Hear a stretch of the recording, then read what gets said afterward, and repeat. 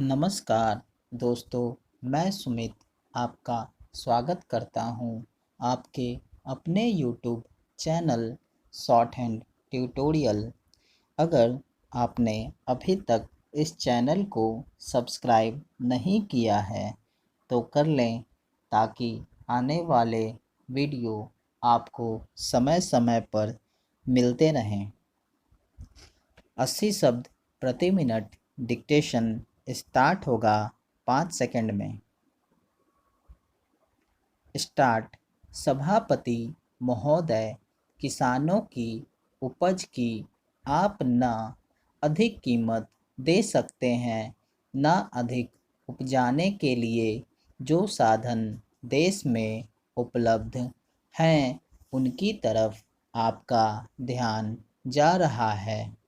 जो कुछ आप कर रहे हैं उससे कोई अच्छा भविष्य नज़र नहीं आ रहा है। मैं यही कहना चाहता हूँ कि आप देखें कि आपके कार्यक्रम में कहाँ त्रुटि है, कहाँ कमी है। आपने कर लगा रखे हैं, आपने जो कर लगाए हैं वे तो लगाए ही हैं। हमारे प्रदेश में तो ज़मीन पर 25% ज़्यादा कर भी लगा दिया गया है। इतना बोझ अगर किसान पर होगा तो उसकी कमर टूट जाएगी। वह पहले से टूटी जा रही है, लेकिन वे इन करों को देने के लिए भी तैयार हैं। यदि आप उस तरह के साधन उन किसानों के लिए तैयार करें। हमारे उत्तर प्रदेश के कुछ ज़िले हैं, पूर्वी ज़िले हैं, जहाँ पर बहुत बुरी स्थिति है। हमारे सदन के एक सदस्य ने रो रो कर आपको यह बताया था कि वहाँ लोगों को 2 रुपए मजदूरी में मिलता है। इतनी ही एक दिन की उनकी मजदूरी है। सरकार ने एक आयोग की नियुक्ति की थी ताकि वहाँ पर कुछ विकास के कार्य किए जाएं। वह योजना भी अब खटाई में पड़ गई है। आपका ध्यान इन समस्त चीज़ों की ओर कैसे दिलाया जाए, कैसे आपका ध्यान इन सभी कठिनाइयों की ओर आकर्षित किया जाए, समझ में नहीं आता है। यातायात के साधनों की स्थिति यह है कि ट्रेनों में दूसरे दर्जे में भीड़ भाड़ का कोई ठिकाना नहीं है, उसकी कोई सीमा नहीं है। हर रोज़ ऐसा मालूम पड़ता है कि कोई मेला चल रहा है। आपके पास अच्छे इंजन हैं, अच्छे गति वाले इंजन हैं, लाइन भी अच्छी है, तो क्यों नहीं दूसरे दर्जे के अधिक डिब्बे लगाए जाते हैं। लोगों को सुविधा मिल जाए, वह काम नहीं किया जा रहा है। आपको किसान की देहात में रहने वाली आदमी की मजदूर की परवाह नहीं है, जो समस्त कठिनाइयों को झेलता है। आपके सारे कार्यक्रम को पूरा करने की उसमें कहाँ से शक्ति आएगी, कैसे वे अधिक अन्न उपजा कर आपको दे सकेंगे। आप इन सब पर सोच विचार करें। आपने बड़े बड़े फार्म बना दिए हैं, क्या उन्हें आपके फार्म से कोई लाभ मिल रहा है?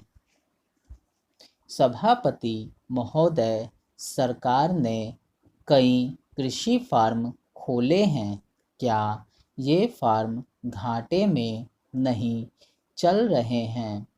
अगर सारे खर्च जोड़ दिए जाएं, बड़े बड़े अधिकारियों के वेतन जोड़ दिए जाएं, तो पता चलेगा कि सारे ये कृषि फार्म घाटे में चल रहे हैं। क्या इसी तरह से आप सारे किसानों को घाटे पर खेती के लिए मजबूर करेंगे? जिस क्षेत्र से मैं आता हूँ वहाँ एक पुल बना है। मैंने 10 वर्ष तक अपनी विधान सभा में इस पुल के लिए कोशिश की है। जिस दिन से मैं यहाँ आया हूँ बराबर उसकी चर्चा करता आ रहा हूँ, बराबर कोशिश कर रहा हूँ। मैं कहता हूँ कि गंगा पर वह पुल बने। उस पुल को बनाने का आश्वासन भी मिला था। एक प्रश्न के लिखित उत्तर में यह जवाब दिया गया था। यह कहा गया था कि इसको हाथ में लिया जाएगा। अब मालूम हुआ है कि उस योजना को उठाकर ताक पर रख दिया गया है और यह पुल नहीं बनेगा। इन लोगों ने क्या कसूर किया है, यह मैं आपसे जानना चाहता हूँ।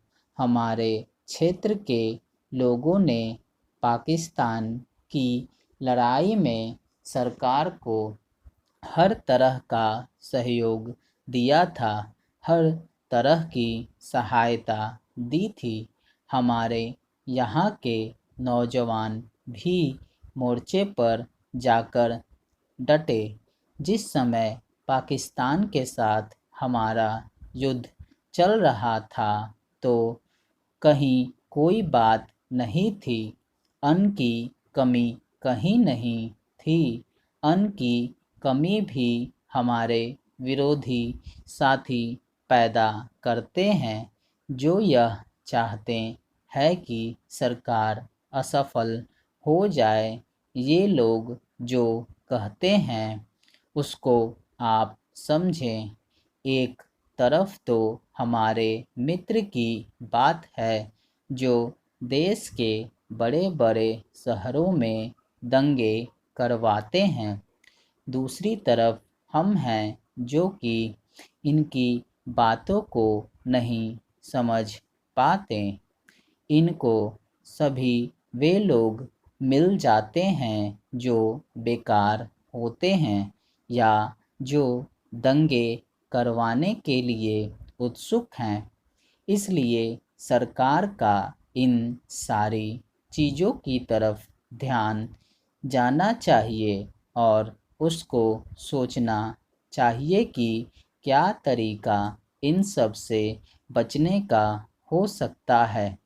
एक ही तरीका हो सकता है कि इस देश में हर आदमी को काम मिले, देहात में लोगों को करने के लिए काम मिले और खादी कमीशन की जो योजना है और जो कि एक अच्छी योजना है वह ठीक तरह से चले।